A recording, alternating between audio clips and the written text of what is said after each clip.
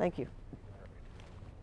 So I spoke a little earlier about the International Assembly and how excited I was getting back from there. Mark Maloney is the incoming president for Rotary International, and I have a short clip of a video for him that actually, let me show you some pictures first, and I'll show you the video, and just a few snapshots of being there and some of the fun we had. I'm just going to go past this. So this is the group from our zone only. Like, this is Canada and a few zone partially in the United States, but mostly Canadians. And we're all like brothers and sisters now after being together for 3, not continuous weeks, but 3 weeks of training together and partying together and probably drinking way too much together. Great comradeship, great fellowship, great connections. We're sharing ideas. I'm going to one district's conference, and they're going to come to ours. Even this year, one of my Rotary sisters are going to come down and attend DANS because they really like the whole concept of a DANS conference. So we had a culture, dress your culture, but Canada, I don't know, we're so multicultural, but hockey is pretty common in Canada, so we did that, and you can see others dressed up in some dress. It was a lot of fun. And that's the current international president, Barry Roslin, and his wife. Can't remember her name. What was her name? Yikes. Sherry? No. They had a festival night. The three tenors are up there, and it's current president Barry Roslin and Mark Maloney at the end, and past Rotary president from Taiwan. Help me with the name. Thank you, Gary Wong. So they did a lip sync to the 3 tenors, and they all kind of physically matched them as well. And it was fantastic. They clowned around. They had us laughing. So that was a lot of fun. This is our zone, and we had our table set up with all kinds of goodies to give away. And our zones, 24 and 32, we have a governors-elect with 2020 vision is our little theme. So we've got that going. The first day we met, we got that theme going right away. So that's a couple of clips about that.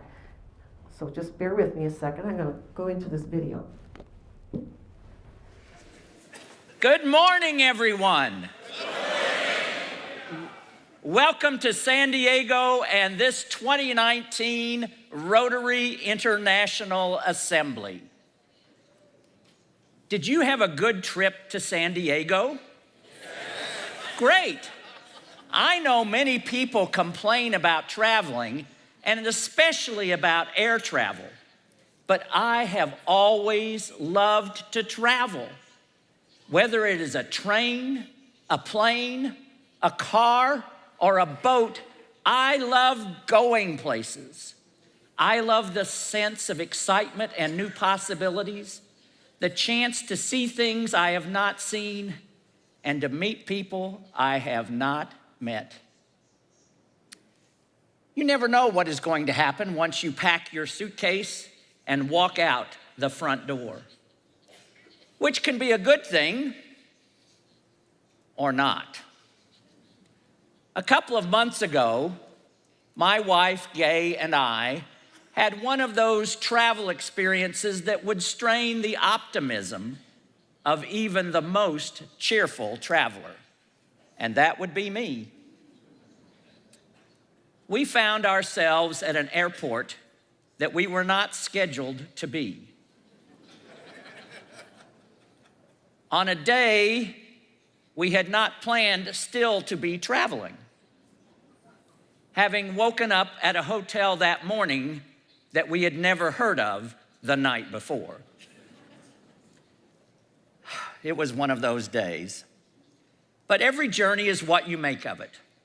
And there we were for about 6 hours to wait at John F. Kennedy International Airport in New York City.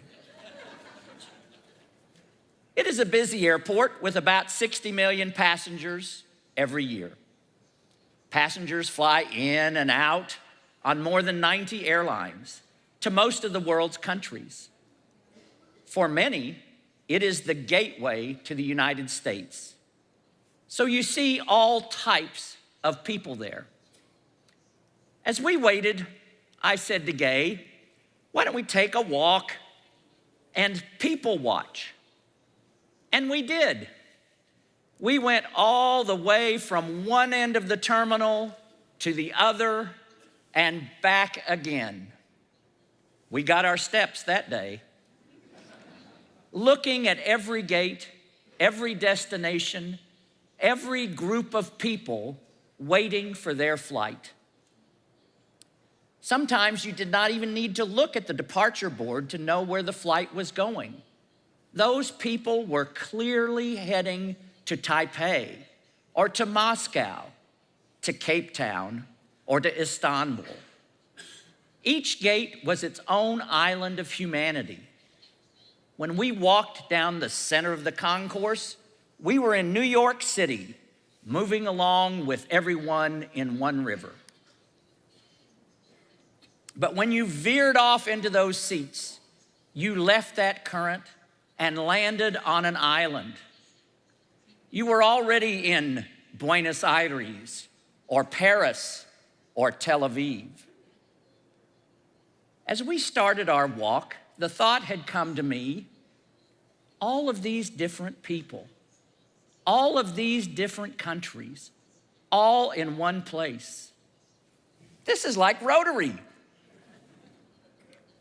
But as we walked past gate after gate, I realized something. It was not like Rotary at all, because everyone in that river of people was heading for an island, and every island stayed an island. The people all heading to Taipei might be talking to each other, but they were not talking to the people heading to Cairo or the people heading to Lima. The people heading to Amsterdam had nothing to do with the people heading to Lagos. Contrast that to Rotary. In the days ahead, you will not only meet and talk with people from all over the world, but also you will work with them, you will share with them, and you will become colleagues and friends as you prepare together for one of the greatest adventures of your lives. None of you knew when you packed your suitcases and stepped out your front door what lay ahead on this journey. None of us knows now. But I can tell you one thing. Every journey is what you make of it. And the journey that each of us begins this week, the journey that we will continue together into, through, and beyond the 2019-2020 Rotary year will be what we make of it together. Wherever we are from, whatever language we speak, whatever our culture or tradition, we are here together for one purpose: to build a stronger Rotary so that more Rotarians and Rotaractors and all in our family of Rotary can serve our world better than ever before. And looking forward toward the 2019-2020 Rotary year, I would like to talk with you this morning about our role in doing just that. The goal of a leader in Rotary, or anywhere else, should never be achieving the most that you can possibly achieve. The goal of a true leader should always be getting everyone around you to achieve the most that they can achieve. While I am confident that you will do your job well, I want all of you to be focusing this week and beyond on what you need to do to get your district and your clubs to a place where they are doing their best work. Your role is supporting Rotary's members in their clubs and building a stronger organization. It is your role, it is my role, it is our shared role in the year ahead. Guided by our new strategic plan, we will work together to do just that, to increase Rotary's impact, to expand its reach, enhance participant engagement, and increase our ability to adapt. And we will have 4 emphases that will guide us in our work. The first emphasis is to grow Rotary, to grow our service, to grow the impact of our projects, but most importantly, to grow our membership so that we can achieve more. We talk so much about membership in Rotary. Every year we talk about the same issues, perhaps in slightly different ways. In certain parts of the world, Rotary is growing rapidly. But in many regions, we have not seen the kind of change we have hoped to accomplish. Last year, we set a Rotary record nobody wanted to set. We set a record in the number of people who left our organization. Some of them left because Rotary was not the experience they had hoped it would be. But some loved Rotary until the end of their lives. But they left, taking their ability, their experience, and their leadership with them. Bringing in more members to replace the ones we lose is not the answer. It's like pouring more water into a bucket full of holes. We need to address the root causes of that member loss. Member engagement that is not what it should be, and a member demographic that skews steadily older. It is clear that it is time to make some fundamental changes. We already know what the barriers are to an engaged and diverse membership. It is time to act on what we know. Creating new membership models, opening new paths to Rotary membership, and building new Rotary and Rotaract clubs where the existing clubs do not meet the community's needs. That means not only making sure club presidents understand why it is so important to grow their own clubs and membership overall, but ensuring that they have an effective structure for doing so. Considering that membership is all that stands between a Rotary that serves and a Rotary that disappears, it is surprising how many clubs have no membership committee and whose entire approach to membership consists of exhorting existing members to invite their friends. Not only is that a sure path to clubs that all look the same, but it has also given us 2 decades without growth. What we need is an organized approach. A district membership chair in every district and a formalized membership committee in every club, consisting of multiple people of different backgrounds who are methodically looking not at individuals, but at the community. What segments of the community, what positions, what professions are not represented in the club? Those are the people we need to find. There is nothing revolutionary about this approach. It is one of the oldest ideas in Rotary.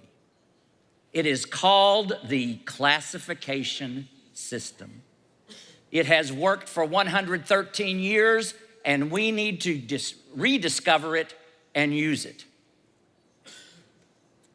In addition, we must grow Rotary by forming new clubs.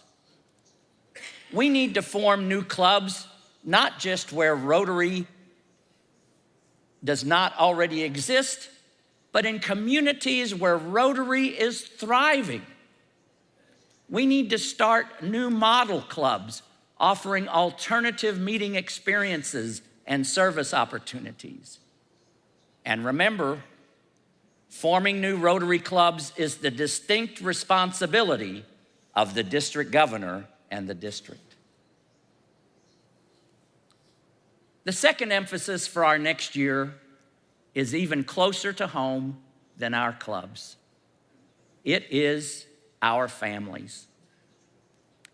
When I was district governor, people sometimes asked me how I managed to balance my professional and Rotary responsibilities with 2 young girls at home. The answer was simple. Gay and I brought them along. As much as they grew up in the Maloney family, they also grew up in the family of Rotary. It was great for them.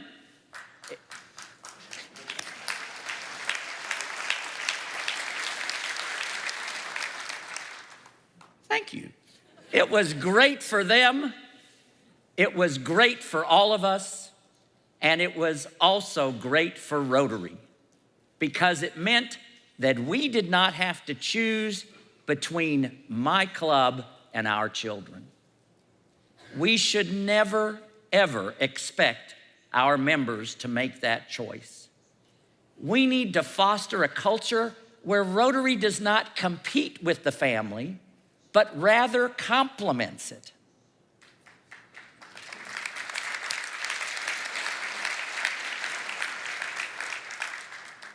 That means taking real practical steps to change the existing culture, being realistic in our expectations, considerate in our scheduling, and welcoming of children at Rotary events at every level, right up to this Interantional Assembly.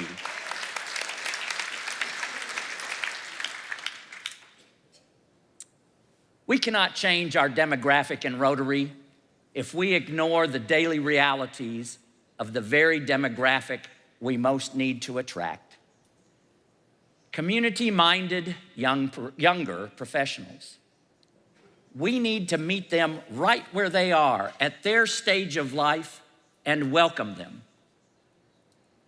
And that brings me to our third emphasis, building a viable path to Rotary leadership for Rotarians who are actively involved in their professions.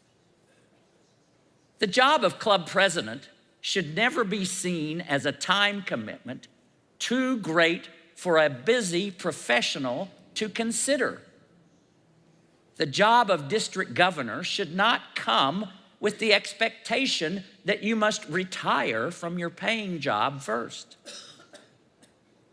By making volunteer positions into full-time responsibilities, we are closing the door to contributions of the people we need most in Rotary, the ones with the potential for decades of Rotary service and Rotary leadership.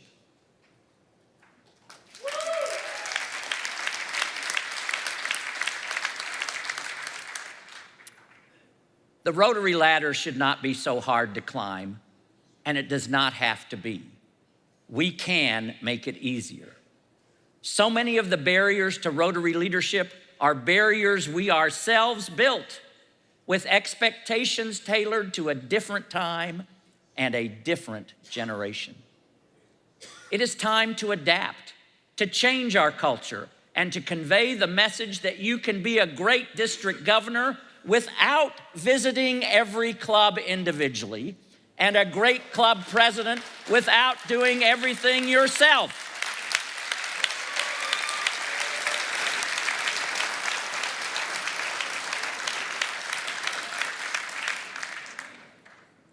You can take the lead in the year ahead, whatever stage of life you yourselves are in.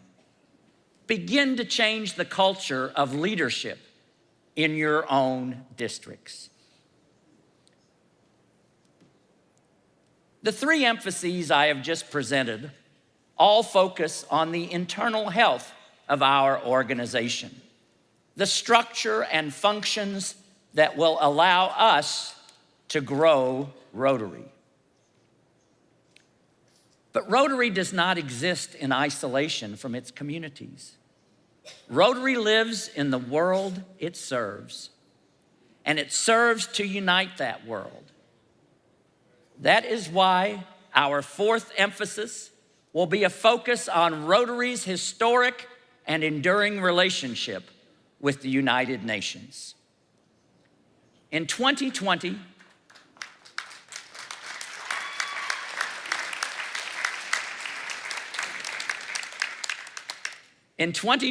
as Rotary marks its 115th year, the United Nations will be celebrating the 75th anniversary of its historic charter.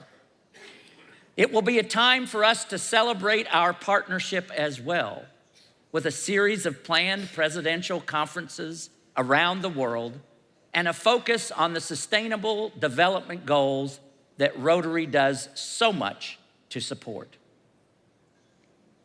Whether we are working toward clean water, better health, improved education, or economic stability for the world's least privileged people, Rotary shares the United Nations' enduring commitment to a healthier, more peaceful, and more sustainable world. And Rotary offers something no other organization can match: an existing infrastructure that allows people from all over the world to connect in a spirit of service and peace and take meaningful action toward that goal. In the words of our vision statement, together we see a world where people unite and take action to create lasting change across the globe, in our communities, and in ourselves. We are people of action, people who not only want to change the world, but also have the ability to turn inspiration into real and lasting change. We have that ability because of who we are and because of what Rotary allows us to do. Rotary allows us to connect.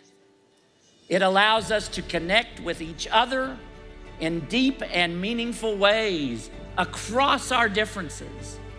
It connects us to people we would never otherwise have met, who are more like us than we ever could have known. It connects us to our communities, to professional opportunities, and to the people who need our help. Connection is what makes the experience of Rotary so very different from the experience of walking along that concourse at JFK Airport. In Rotary, none of us is an island. All of us are here together. Whoever we are, wherever we are from, whatever language we speak or traditions we follow, we are all connected to each other, part of our communities, and members not only of our clubs, but of the global community to which we all belong. That connection is what lies at the heart of the Rotary experience. It is what brings us to Rotary. It is why we stay. It is how we will grow Rotary. And it will be our theme in the 2019-2020 Rotary year. Rotary connects the world. So there's the theme, and what have we been talking about? Connecting, communicating, collaborating, and then he really reinforced that with that very strong announcement. And it was great to witness that. I'm sorry about cutting it into that kind of short there, but the whole thing was like 22, 23 minutes long, and I'm sure you're getting squiggly in your chairs by now. So Wayne is going to wrap up the end of the day. Please make sure you participate in the Zoom video for setting your club goals on April 1st. And Fran is going to be chairing that one, so you get to hear our lovely Fran coach you through that. So thank you, Fran. Also, reminder, Dan's District Conference is coming up. It's going to be fun, engaging, and we also have the last session of club leadership training. Everyone is welcome from your club leaders, aspiring leaders, and I look forward to seeing you all there. Thank you.